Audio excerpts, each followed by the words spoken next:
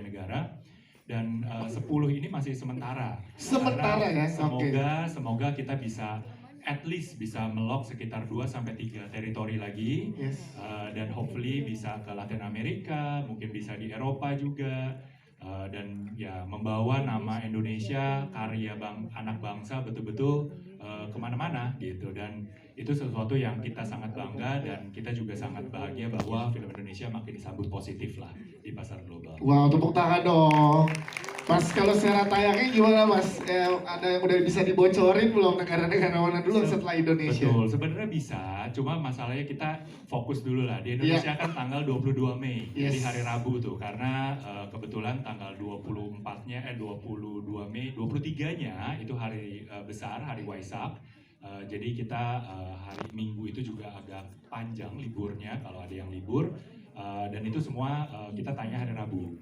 Nah nanti di bulan Juni, di bulan Juli itu akan kita mulai tayang di Singapura, Malaysia, even Rusia nantinya juga langsung tayang tidak jauh setelah bulan Mei setelah di Indonesia. Sampai pasti 22 Mei 2024 kembali lagi ke bioskop, ramein buat teman-teman keluarga dan semuanya untuk malam mencabut nyawa ya. Tepuk tangan dong sekali lagi.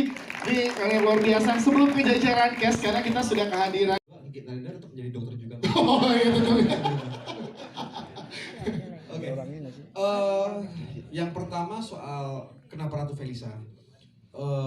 Saya mulai sangat jatuh cinta sama Ratu Felisa sejak saya menonton Something in the Way, karyanya Teddy Suryatmaja, dan saya pikir dia memberikan yang terbaik di situ. Dan pada saat itu saya merasa kayaknya suatu hari saya harus kerja bareng sama dia sih gitu. Dan setelah itu kemudian saya nonton film-filmnya Ratu Felisa yang berikutnya dan ternyata akhirnya kesampaian gitu. Karena memang di detik ini saya pengen menciptakan sesosok makhluk yang ada di dalam mimpi yang secara tema itu akan menjadi sesuatu yang ikonik gitu. Nah, Ratu Felisa itu sangat ikonik sekali menurut saya. Baik itu kalau kita bicara soal fisik, soal muka dan soal apapun yang akan dia ucapkan atau yang akan dia gerakan gitu. Jadi memang di titik ketika kami membicarakan soal siapa ya, diskusi saya sama Mbak Santi gitu, kami berdiskusi soal pemilihan yang tepat dan memang ternyata pada saat kami mencoba untuk memilih siapa yang terbaik dan Ratu Felisa yang terbaik gitu. Jadi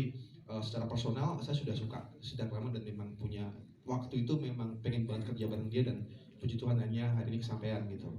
Nah lalu kalau kita bicara soal inspirasi Sukma itu dari apa, sebenarnya memang di titik malam cabut nyawa ini adalah sesuatu yang beda bagi saya, tapi sebeda apapun, segrade apapun visual yang saya ciptakan kan memang yang pertama-tama saya adalah orang Jogja, orang yang besar dari kampung, orang yang hidup di sekitar di mana tetangga-tetangga saya itu selalu bercerita soal horor-horor yang muncul di sekitar rumah saya, mungkin di belakang rumah mereka atau dimanapun yang itu berada gitu. Nah kalau kita bicara juga soal kekayaan cerita-cerita horor yang ada di masyarakat Jogja itu sendiri selalu identik dengan ya perempuan yang berwujud seperti itulah gitu. Nah sebenarnya pengalaman dari tetangga-tetangga sebelah saya, dari teman-teman ronda saya mungkin itu yang kemudian saya coba masukkan ke sini gitu. Yang kemudian saya coba kombinasikan sama pengalaman saya dalam menonton film, saya kombinasikan dengan bacaan-bacaan komik ataupun novel yang saya baca, lalu dari situ ya kemudian munculnya kayak gitu. Jadi bagaimana caranya saya menciptakan bentuk yang itu bisa universal tapi tetap dengan melakukan pendekatan yang lokal gitu. Jadi sepertinya saya agak susah sih menghilangkan ornamen-ornamen Jawa gitu. Saya agak susah menghilangkan ornamen-ornamen kejogjaan saya gitu. Jadi kalau misalnya banyak orang yang selalu komplain bahwa kenapa sih filmnya horornya seputar Jawa mulu gitu ya, karena memang saya orang Jogja gitu sih pada intinya. Terlibat dalam proyek film ini.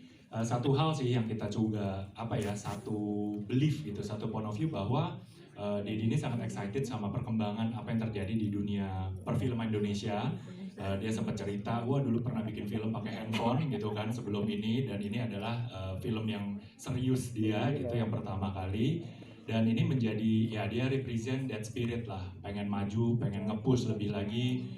Kenapa kok film Indonesia begitu-begitu aja? This time waktu dia lihat, dia ngerasa filmnya juga cukup